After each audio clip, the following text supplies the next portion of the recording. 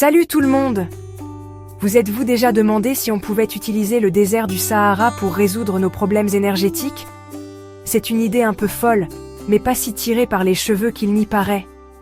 Le Sahara reçoit une quantité incroyable de soleil, 22 TWh par an. C'est plus de 100 fois la consommation énergétique mondiale annuelle.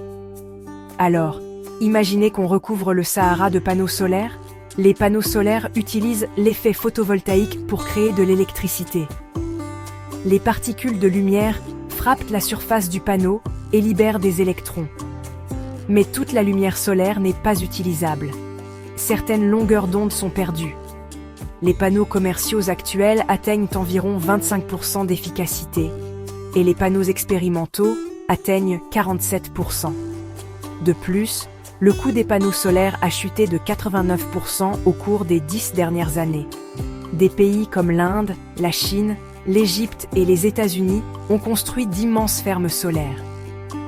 Ces fermes alimentent en électricité des centaines de milliers d'habitants. Mais passer à l'échelle du Sahara comporte des défis, comme la chaleur. Les panneaux solaires absorbent la chaleur, ce qui réduit leur efficacité. Les systèmes de refroidissement peuvent aider, mais ils consomment aussi de l'énergie. Recouvrir de vastes zones du Sahara avec des panneaux solaires pourrait modifier les régimes climatiques régionaux. Et puis, il y a la question de la perturbation de l'écosystème du désert.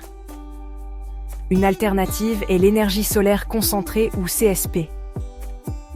Prenons l'exemple de la centrale solaire Noor au Maroc. Des miroirs géants concentrent la lumière du soleil sur un récepteur, générant de la chaleur convertie en électricité. Connecter l'énergie solaire du désert aux réseaux existants et trouver des solutions de stockage d'énergie sont d'autres obstacles. Les technologies actuelles comme les batteries ou la conversion de l'électricité en carburant propre sont encore coûteuses. Mais ne perdons pas espoir.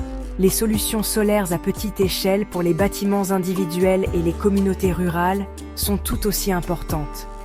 Elles sont flexibles, faciles à installer et abordables. En conclusion, la transition vers les énergies renouvelables nécessite des solutions à grande et à petite échelle. Impliquez-vous et apprenez-en plus sur les solutions climatiques. Chaque geste compte. C'est tout pour aujourd'hui. Merci d'avoir regardé et continuons à avancer vers un avenir plus vert.